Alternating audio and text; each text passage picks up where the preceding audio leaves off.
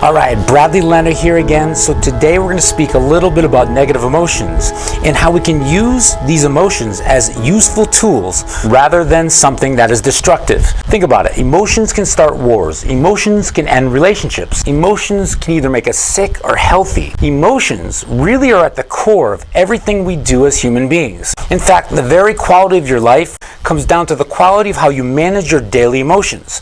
What are emotions in the first place? Like Tony Robbins puts it, emotions are nothing more than a call to action. A call to action. So when we feel a surge of emotion, that surge of energy is actually there calling us to act on something. And just like pain is a signal to the body that something is not good for us, negative emotions are there telling us something is not quite right, something needs attention, or we're off balance in some way. And these emotions were meant to help you. Problems occur only when we tend to react. Like if we're stressed, we tend to get real caught up in the emotion, or when we continue like a habitual cycle of reoccurring emotions that disempower us. Now, I'm a big fan of meditation, and the reason for that is meditation is extremely powerful, especially when we're talking about managing emotions. You see, meditation is not just some new age spiritual tool for enlightenment, although it can be used that way. Meditation is actually a discipline. Meditation helps you practice living right here in the moment and helps stress levels, OCD, and a lot of other things. Also, when we practice living in the moment like this allows us to be able to see ourselves before we get caught in the emotion. My personal technique is a combination of transcendental meditation and something I learned from a man called Roy Masters. The technique has you close your eyes, relax, breathe, and then start to become aware of your right hand. So whenever you get caught in your thoughts, you train your mind to keep focusing back on your right hand. Many techniques have you become aware of your breath or something like that, and it really becomes more about training your mind to focus on one thing rather than getting caught up in your thoughts or emotions. I'll have a link at the end of this video to my personal meditation technique. So let's say you get really mad at someone. Well, instead of suppressing that anger, which can be very destructive, we can begin to control that energy. That energy can be used to, let's say, stand up to that person tactfully when we may not have had the intensity or courage to do so otherwise. Understanding our emotions can be very powerful. So how do we begin to manage our emotions? Well, I have found we have to understand the call to action of the negative emotions we feel daily first. So right now, let's get clear on a list of the negative emotions we generate daily. What are they? There's anger, there's fear, disappointment, frustration, guilt, inadequacy, overwhelm, loneliness, hatred, depression, and there's a few others, but we'll stop there for today. We already talked about the purpose of anger and how to redirect that. So what do you think is the purpose of fear? Fear is a call to action to be on high alert. If you're fearful about something, your brain is giving you signals to pay attention to something that can possibly hurt you, and that's a good thing. Problems occur only when we hang on to fear or overdo it. We've all heard the acronym that says fear is FEAR, false evidence that appears real. Your job is to break free from fear by understanding its original purpose in the first place and turn fear into power. Third emotion is disappointment. Disappointment is telling you a standard you have has been violated. When we feel the negative emotion of disappointment, this is a call to action to change something so it doesn't ever happen again. This feeling of disappointment can also help us recognize if our standards are unreasonable or not helping or serving us in some way. The fourth emotion is frustration. Frustration is usually another standard not being met. Frustration is there to tell us that whatever we're trying to do may be a little bit more difficult than we originally expected.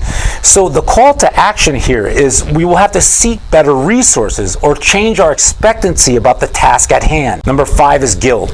Guilt means a personal standard has been violated. We give ourselves that guilty feeling because we know that we're better than that. The discomfort we feel from the emotion of guilt is there to help us rise to the occasion the next time. 6 is inadequacy. Inadequacy means we don't feel capable or worthy within a particular setting or situation. So there again, we may have to seek greater resources or just practice in the area of whatever we feel we are lacking so we can become more adequate. Number 7, overwhelm. Overwhelm means there's too much on your plate, and you have to start to either delegate tasks or begin to take less on. 8 is loneliness. Loneliness is a big one. Loneliness is a call to action to get out there and connect with people. Connect with your friends, your family, and loved ones. Remember, face-to-face connection, not cyber connection, is a real human need. Number 9 is hatred. Hatred is there to protect you. Hatred is designed to help keep you away from something that may hurt you or maybe something you just don't want in your life. So the call to action here is to reorganize your life so you never have to be around that thing you hate. Finally, 10, I saved for last, is depression. I saved depression for last because this one could be controversial. Look, all I can do is tell you from my experience that depression for me was coming from a habitual way of thinking, like a pattern. Now, I know there is clinical depression, and I do believe clinical depression is real for some people, but I also know there is neuroplasticity. Neuroplasticity is the fact that the brain can change through time. I'm a living example of this, and I've seen others change and do it as well. You see, back when I was struggling with depression, I began to notice every time I got depressed, I had like a formula to get there. Do you know what I'm talking about? And I would catch myself. In order to get depressed, first I'd focus on all the bad things that happened to me in my life. Then I would begin to feel like there was no hope. Then I would sprinkle a little resentment in. And I used to do this over and over, almost just like a recipe.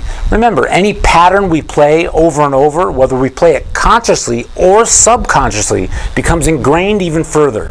Tony Robbins explains this like grooves in a record. Well, what happens if you come along and scratch up that record? Well, that record cannot play the same song or recipe like it used to. When you watch people play these records to get themselves depressed, it can be so obvious by just watching the person's body movements. But it's not so obvious to the person when they're doing it. How do I know? Well, like I said, I used to be one of those people. It gets to the point where we do it subconsciously, and we play these records in our minds so quickly that we don't even realize we're doing it. Now, do you think this happens with other emotions as well? Of course it does. I'm here to tell you, you can begin to break those patterns by getting active, focusing on the good things around you every day, and let go of the past. Also, when you begin to meditate, you begin to see those patterns ahead of time because you train yourself to not react. And then you also slow your thoughts down. Click here for my personal meditation technique. I want to thank you so much for engaging with me here today. Just some simple insights as we continue to move toward our path to greatness here together. Today, be yourself, live full throttle. My name is Bradley Lenart, and we'll see you in the next video.